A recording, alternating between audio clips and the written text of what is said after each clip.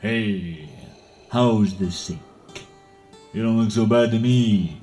In fact, you look strong enough to pull the ears off a gun dog. Sick have I become. Old and weak. I knew we shouldn't have gone into that cold sewer to film our Ninja Turtles review last week. But hey, since you're feeling a little green under the gills, I thought we could watch this 1987 classic, The Princess Bride. Never seen it, have I? What? How do you live for 800 years and never see The Princess Bride? It's inconceivable. Busy have I been. Gotten around to it, I have not. Well, it's one of the 1001 movies you must see before you die, and let's face it, you're not getting any younger. What's the plot? Let me explain. No, there is too much. Let me sum up. Grandpa Columbo visits his grandson to read him a story while he's sick. But the little savage doesn't like books. The story centers around a farm boy named Wesley who falls in love with Buttercup because she's cute, I guess. Interestingly, Superman himself, Christopher Reeve, was originally considered for the lead role of Wesley, but it ultimately fell to Cary Elwes, who was cast because of what director Rob Reiner called his Douglas Fairbanks or Errol Flynn quality. And for all you younglings at home, they were actors in old people movies. Robin Wright, who would later play Antiope in 2017's Wonder Woman, plays the title role of Buttercup, the Princess Bride. Although according to the author William Goldman, our very own Princess Carrie Fisher was his ideal choice. After Buttercup loses her beloved Wesley at sea, she is engaged to marry the royal Payne, Prince Humperdinck, who's about as likable as his name would imply. While Buttercup is out riding, she is kidnapped by Vicini and his men in order to frame the neighboring land of Gilder and start a war. That's not very nice. No, it isn't.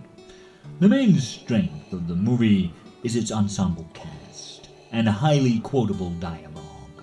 The dry humor and swashbuckling adventure make this a film the whole family can enjoy.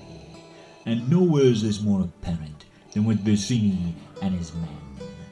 As inconceivable as it may be, Wallace Shawn, whom my younger viewers will know as Rex from Toy Story, was the second choice for the role after Danny DeVito. Manny Patinkin plays the Spanish swordsman Inigo Montoya, who utters the now iconic line, "Hello, my name is Inigo Montoya. You killed my father. Prepare to die." According to Patinkin, this line is repeated to him at least 3 times a day by strangers that he meets. He also said this was his favorite role he's ever played. Fun fact, in the 1970s, William Goldman had tried to get The Princess Bride turned into a film. At the time, Kareem Abdul-Jabbar and the then unknown Arnold Schwarzenegger both wanted to play Fezzik.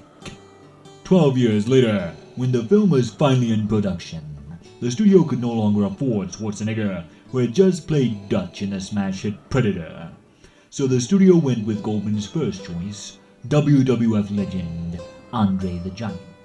As Vicini and his men make their way to Gilder with the princess, they are pursued by a mysterious man in black, who faces all 3 of Buttercup's kidnappers. And while the Battle of Wits with Vicini is truly entertaining, the highlight of the film is the duel between Inigo and the man in black atop the cliffs of insanity. That sounds pretty cool. Oh, it is. The iconic duel has been called the greatest sword fight in modern times, paying homage to the swashbuckling films of the 1930s and 40s. Legendary swordsmaster Bob Anderson, whose filmography includes The Mask of Zorro, the Lord of the Rings series, and the original Star Wars trilogy, was trained in the art of fencing by Akos Moldovani, the last man to preside over a saber duel in Europe. Cary Elwes performed the entire duel in excruciating pain due to a 4-wheeler accident that broke his big toe mere days before shooting began. This was not the only injury he suffered during production, however.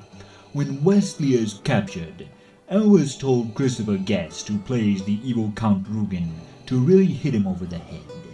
He obliged and accidentally hit him hard enough with the pommel of his sword, the production had to be shut down for an entire day so Elvis could be taken to the hospital.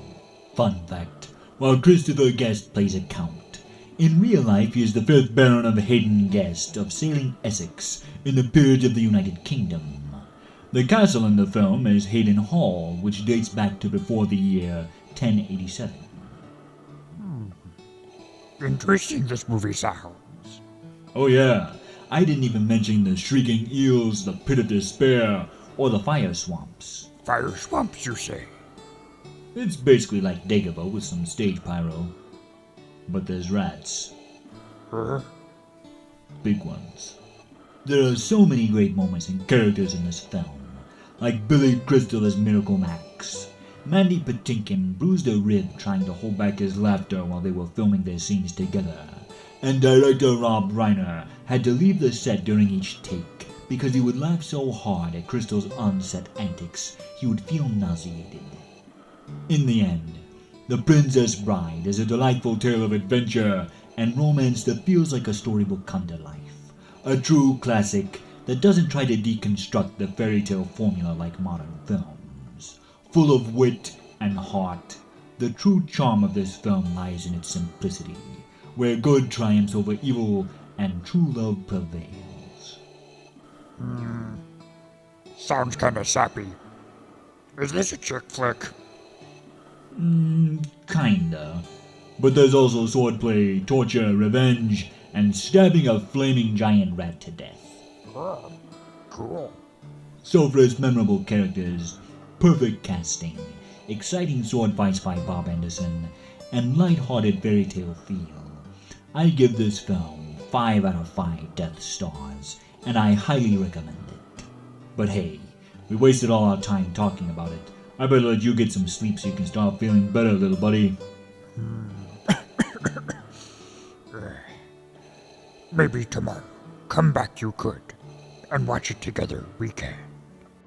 As you wish, my master.